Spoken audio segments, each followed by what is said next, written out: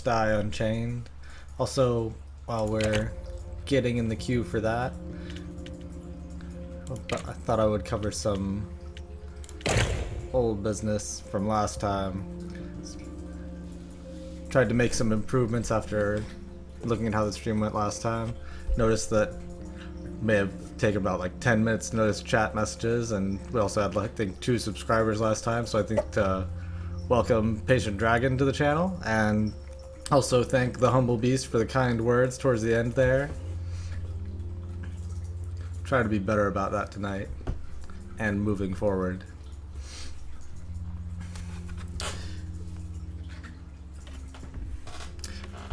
Also noticed the audio quality and tried to get a better mic, so hopefully that's coming through better.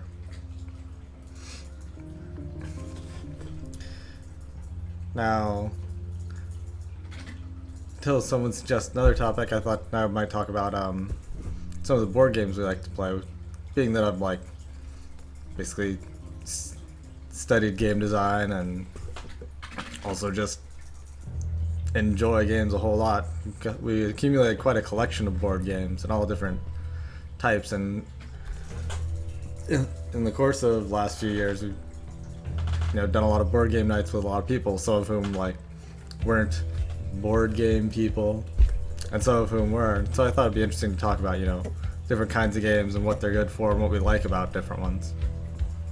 And one of the comments that people have made when we've been doing board game nights is how long this queue is. I mean,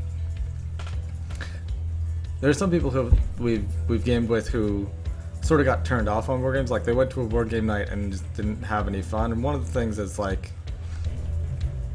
it seems like one of the things that can happen is you go to a board game night, it's people who are there because they have specific board games they want to play. They're more interested in this particular game and playing it, or more interested in winning than in the people there having a good time. And that's problematic when you have people who are trying to get into it and who are new, because if you're more focused on playing this thing that is going to be overwhelming for them, or more focused on winning than them having a positive experience, it's going to turn them off, so they won't want to play board games again. So I think we notice it's just sort of important to make sure that you're picking the right things and making sure that people are having a good time. That thing of oh, it's your first time, you can take that move back is an important step that some people seem to forget. Dear God, this queue. Let's try restarting it.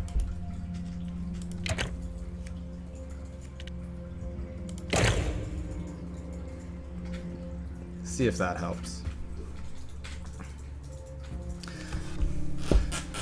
I know a lot of people say that Settlers is sort of their gateway board game, but I actually don't care for Settlers necessarily that much. Everyone!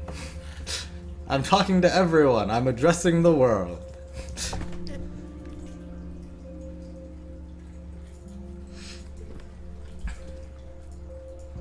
Or everyone who's watching anyway.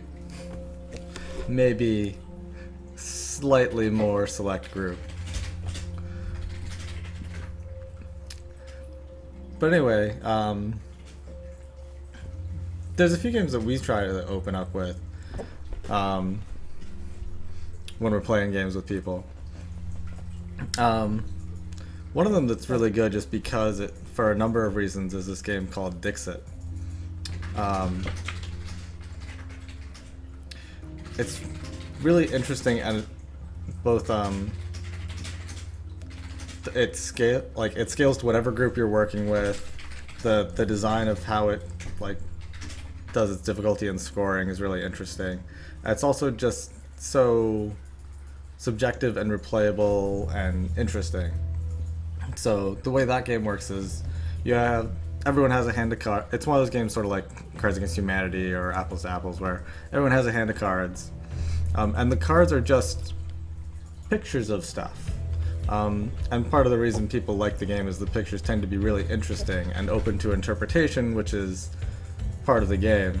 So one person whose turn it is gives a clue, and that can be anything from a word, a phrase, a sound. So it might be we're off to see the wizard, or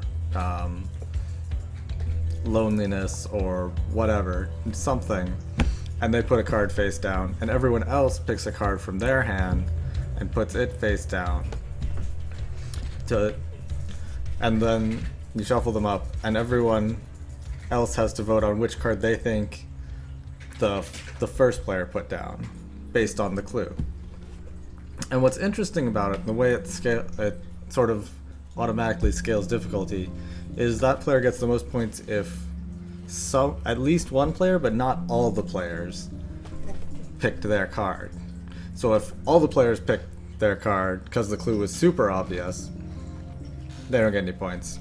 If none of the players picked their card because the clue was super obscure, they don't get any points. So it sort of self-corrects to find the right level of obscurity to keep it interesting.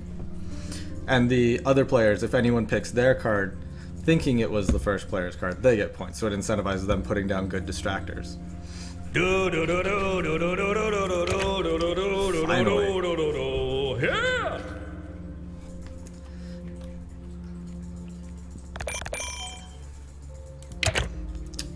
I will be playing totally not Chandra, because she's so fun. And we're going to be lighting orcs on fire.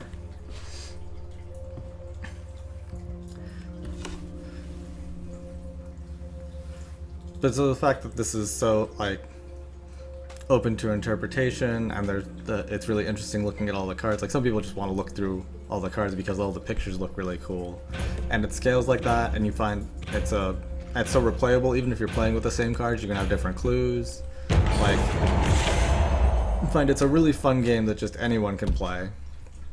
Just a really good opener, and it's also interesting because it does sort of get you. It has that element of creativity and subjectivity about, like, you know, what is a good clue? What's a good clue for this group? Sort of getting you thinking about what you're doing rather than just doing random chance stuff. So that's really cool.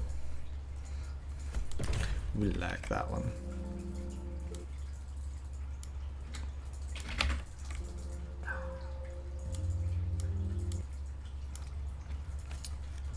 Now, luckily, I was in the beta early enough that I could get the less skimpy outfit for this character, so she actually looks, has the cool pink hair, and also looks a lot more badass while she's lighting people on fire. Let's see.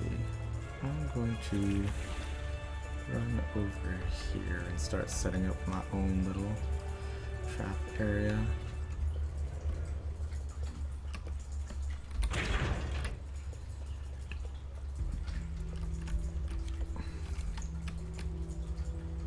This will hurt.